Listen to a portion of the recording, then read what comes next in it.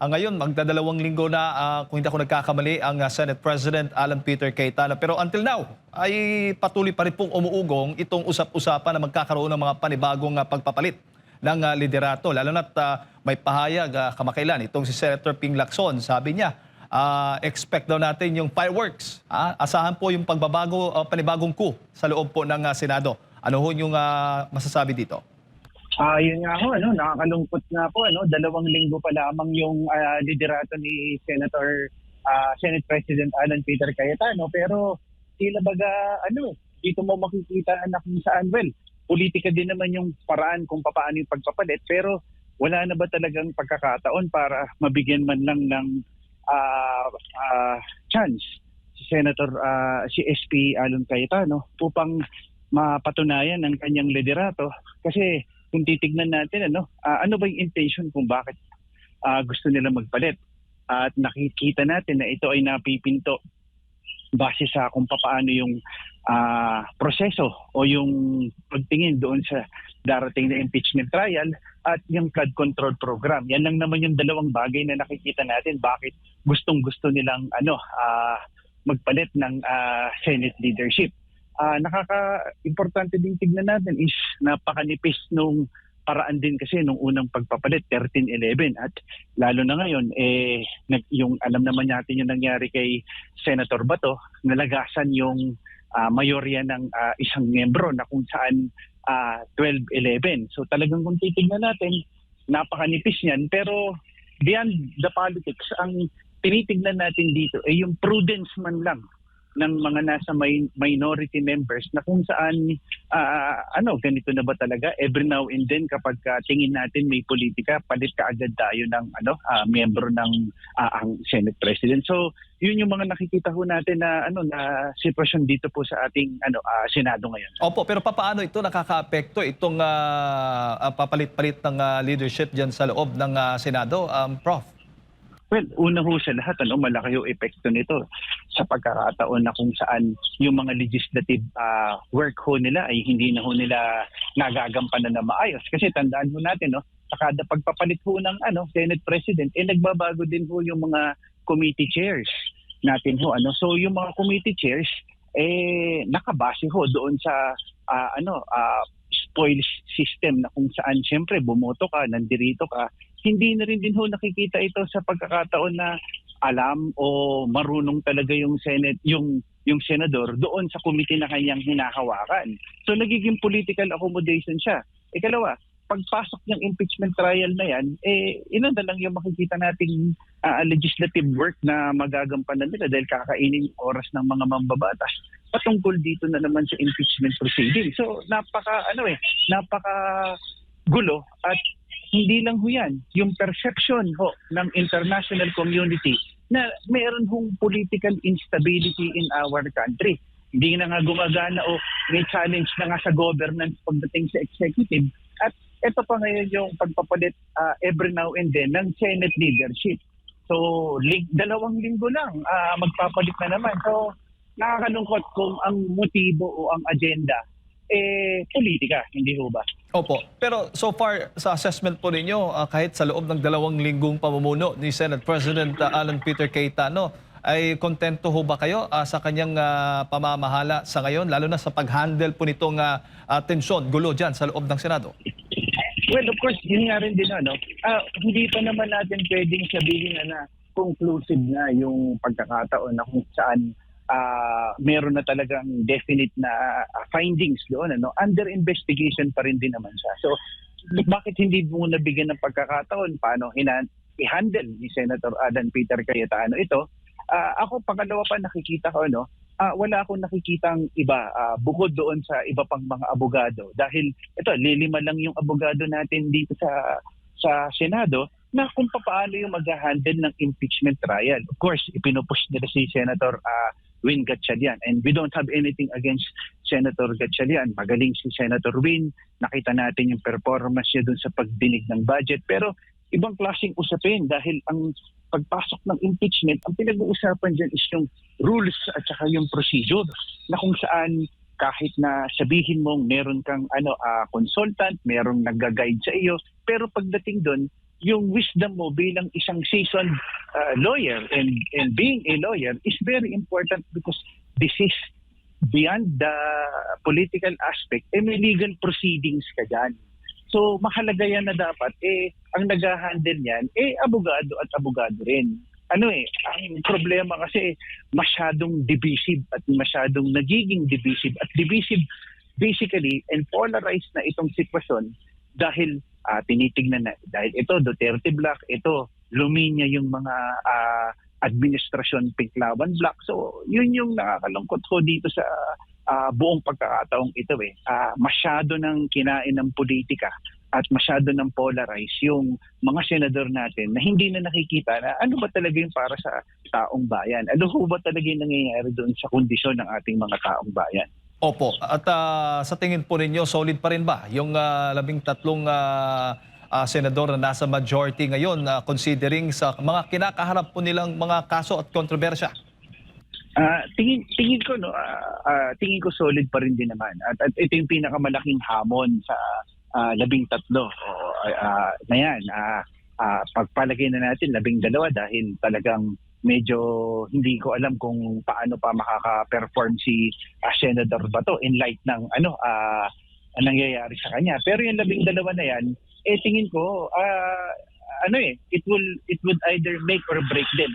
Sa mga ipinapatang na kaso sa kanila, sa mga pressure, pwedeng sabihin natin na mas maging lalong lumakas yung kanilang band at mas mag-stick sila o magpadala sila basically sa pressure. Kasi tandaan natin, coincidence, ang tanong dyan, coincidence ng Bato at pagkatapos na magpalit ng Senate President, biglang naglitawan yung mga kaso na nais na ipataw dito sa mga ibang mga senador na umanib doon sa mga mayorya. So nandyan basically binubuhay yung usapin sa ombudsman sa kaso ni Senator Chis Escudero doon sa 2025 budget. Andyan yung dalawang magkapatid na bilyar doon sa SEC, nadadawit din si Senator Bongo, and very recently andyan din yung check at saka yung usapin doon sa kaso ni Senator Marcoleta na di umano doon sa illegal campaign source. At ang pinaka-recent yung pagtulong di umano ni Senator Robin Padilla sa pagtakas kay Senator Bato. So andyan yung pressure. So ang tanong dyan, is it just coincidence or is it really a deliberate attempt to put pressure na para dito ito sa mga ibang mga bloke ng mayorya ay tumungo at umanib sa minority? Oo, at considering din, Prof, kung na-monitor mo yung pahayag ni Senator Amy Marcos, di ba sabi niya, kinukumbinsi nga ang ilan po sa kanilang lumipat sa minority o suportahan nga yung dating majority para sa pagbabago ng liderato dyan sa Senado. Ang sabi pa, kung hindi isusuporta, kung hindi makakumbinsi, ay talagang kaso ang kakaharapin. Kung sila na may lilipat, may incentive package yung sinasabi niya ni Senator Amy Marcos. Prof, anong masasabi mo doon? Ayun, yun, sa pahayag po ni Senator Amy, talagang kakatok na lang ho tayo sa puso ng paninindigan ho ng ating mga senador. Pagdating ho dyan, kasi napakahirap ho, lalo na tandaan ho natin na yung pressure mabigat kasi yung buong arsenal ng Estado ay nandyan ho. Pero sa kabilang banda, kung umanib ka naman sa kanila, ano yung gusto nating tignan dito? Nawawalan na ba talaga tayo ng prinsipyo pagdating dyan? Di ho ba? So ako, tanging pagkatok na lamang ho sa puso ng ating mga senador na gawin ho kung ano yung tama, gawin ho kung ano yung nararapat para sa taong bayan. Yun ho yung tingin kong pinakamahalagang panawagan ho natin dito, ano?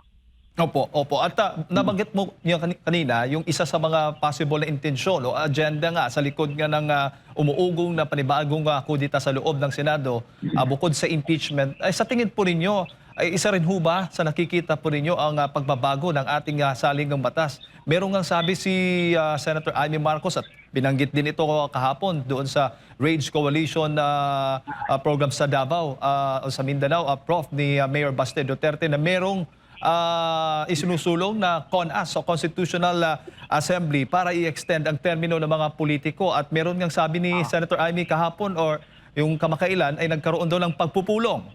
Si Senator Tito Soto at ang House Speaker Bogie D, kasama din daw si Senator Ping Lacson pero itinanggi po ng senador. Ano hong masasabi ninyo? Ako, yun yung ikatlo na nakikita natin na umuugong na meron hong posibilidad na pagpupush sa charter change. Alam nyo, napakaganda ng intention ng charter change. Ako ho, isa sa mga advocacy ako ho talaga is talagang magpalit ng baguhin na ang ating saligang batas at amyendahan na ito. Pero wag naman ho natin sanang gamitin ito sa pamamaraan at magiging justification sa term extension ng atin hong mga politiko. Alam niyo, yung nakakalungkot dito nawawala ho talaga itong pinaka-importante yung word tingin ko, yung prudence at saka yung delikadesa na kung gagawa ho tayo ito, gawin ho natin para sa bansa natin. Baguhin natin yung sistema natin for the right reasons and not for the reasons just to extend our term and basically hold on to power. Yun ho yung nakakalungkot ho rin din dito no? So ano ho yung intention? Balikan natin yung basic premise or basic principle. Bakit ho natin inaamyendahan at gusto ho nating amyendahan yung ating konstitusyon? Dahil marami ho dyan, dalawang bagay, political at economic. As political, marami hong sistema o solusyon na po pwede hong ma-address sa pangkasalukuyang sitwasyon. Ganon din ho sa economic na buksan ng ating ekonomiya. Pero kapag ito ay ginamit na justification sa pagpapanatili at pag-extend ng termino ng atin hong mga politiko, ay hindi naman ho ito tingin ko maganda sa pagkakataong ito. Kaya nagkakaroon ho ng hindi magandang perception ang taong bayan pag pinag-uusapan na yung SASA nagiging negative yung stigma kasi ang basic premise extension ho ng term ng mga atin ng mga politiko. Opo. Bago ko ipasa kay Partner Admar Prof, sa tingin mo ay magiging possible o realistic yan kung sakali man mapapalitan ng tuluyan ang liderato ng Senado mula kay Senate President Alan Peter Cayetano? Maaari kung maging kumpleto at yung sinasabi nga ho mamaya na magkaroon ulit ng pagpapalit talagang hindi na ho yan malayong pwedeng mangyari. At ang isa kong nakikita diyan ay lahat po ito nakadepende kapag malapit na po ang SONA at sa SONA ng ating Pangulo ay bumitaw ho siya ng charter change. Yan na ho yun.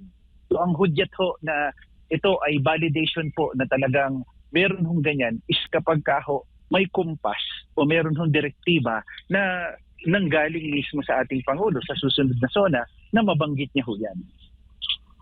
Prof, magandang umaga, si Admar po ito. Pero ang umuugo ngayon, CONAS daw yung kanilang gagamitin. Naging malinaw na po ba yung magiging patakaran po dyan sa botohan kung isahan lang ang Kongreso natin o hiwalay yung boto ng Senado at Kamara? Unang-una, hindi pa po klaro yan kung boboto po ba sila jointly or separately. Kailangan mabigyan niya ng linaw. Ikalawa, kung totoo at kung gusto po natin magkaroon ng charter change, bakit hindi ho tayo mag-constitutional convention? Bakit ho kinakailangan mag-constituent assembly? Oho, sinasabi natin na pagka-constituent assembly at base sa datos talagang mas makakatipid po tayo. Pero sa ligang batas ko itong pinag-uusapan natin. Ang dami hong nasayang na pera sa flood control na napunta lang sa bulsa ng kung sino-sino. Kung talagang seryoso tayo mag-amyenda ng atin hong konstitusyon at pinag-uusapan ho natin ang kinabukasan ho ng bansa natin, ay hindi ho dapat tayo mag-atubiling, kumastos at to get the bright minds maihalal at dumaan ho sa democratic process na may representative yung talagang tao para mag-draft ng atin hong konstitusyon.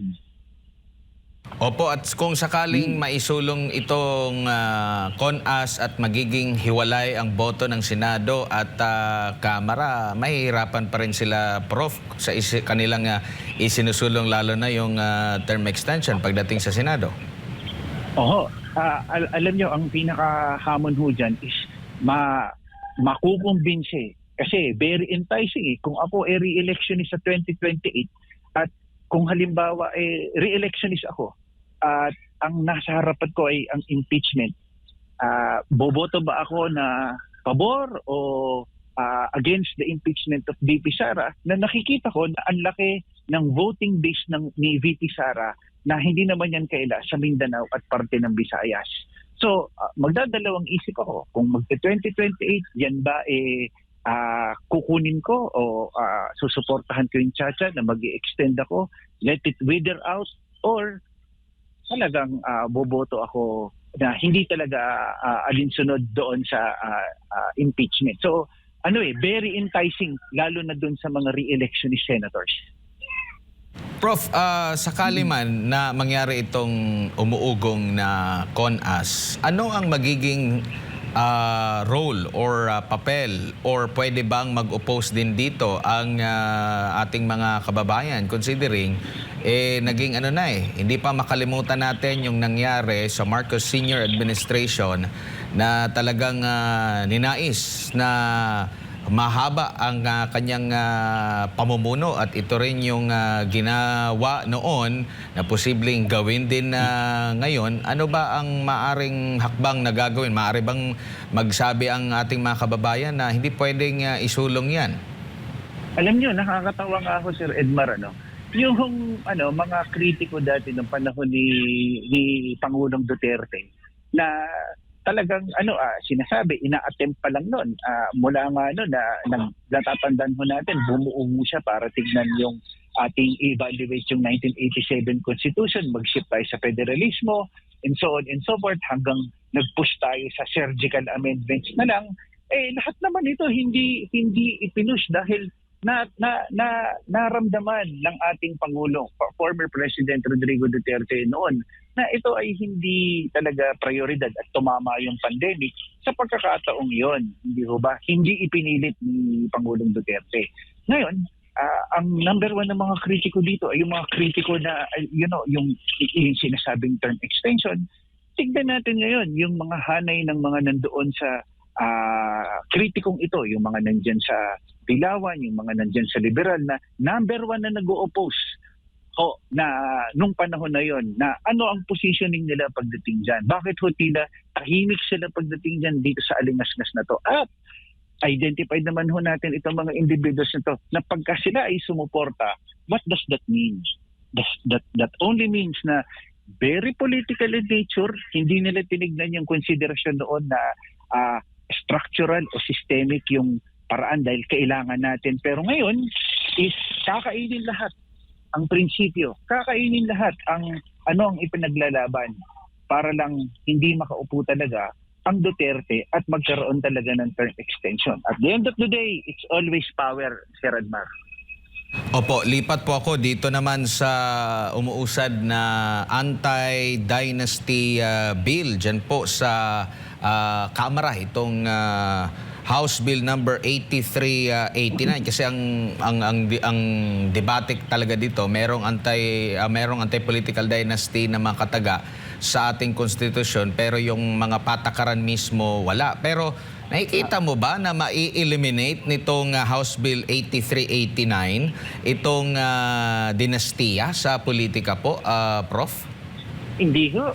Alam nyo, tigilan na alam nyo baka hindi masyado ho kasi ang diskurso kasi nilalagay na kapag nakapagpasa ng anti-political dynasty provision, ito yung para magiging silver bullet para maayos yung sistema ng politika natin. Hindi po. Kasi alam nyo, maraming dynasty din po sa buong mundo. Hindi lang naman ho yung Pilipinas. Nagkakaroon tayo ng negative connotation sa dynasty is because yung nakikita ho natin doon sa kondisyon ng ibang lugar natin dito. Ang dynasty ho, pwede ho nating sabihin both good and both. Pwede ho sabihin natin mabuti o hindi rin din ho nakakabuti. Pero para sa akin po, dapat ho, mag-focus tayo doon sa electoral reform. Ano ho yung electoral reform?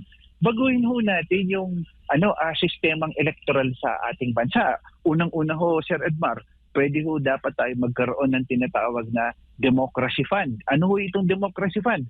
I-limit ho natin na magkaroon ho yung finance na sino ho yung pwede mag-contribute may ceiling lamang para mas magkaroon ng accountability. Gawin ho natin yung mga political parties ho natin na i-subsidize ho ng government para subject sila sa same auditing system na katulad ng ginagawa ng COA. tanggalin din natin yung balimbing o yung political turncoatism. So palakasan ho natin yung partido pang-political kasi hindi naman ho masasagot ng dynasty ho yan eh. At yung sinusulong ho nilang dynasty, it will strengthen the dynasties, not limit them. Bigyan ko ho rin din kayo ng isang konsiderasyon. Pagka yan ay ipinasa, alam nyo magkakaroon yan ng vacuum. Saan mapupunta yan? Patungo na doon sa party list system. So makikita na nga natin ngayon yung party list system, naging extension na rin din ng mga dinastiya. Una yan. Ikalawa, yung tinatawag ko ho na horizontal approach. Ano ho yung horizontal approach? Dati vertical. Sinusungkit nila sa local, magpapatakbo sila ng pamilya sa national. Ngayon, anong ginagawa nila? Horizontal. Pag sinabing horizontal po, nagbabayan-bayan sila, nagpapakasal yung second, yung fifth or sixth generation nilang kaanak, doon din sa kaanak ng ibang pamilya doon.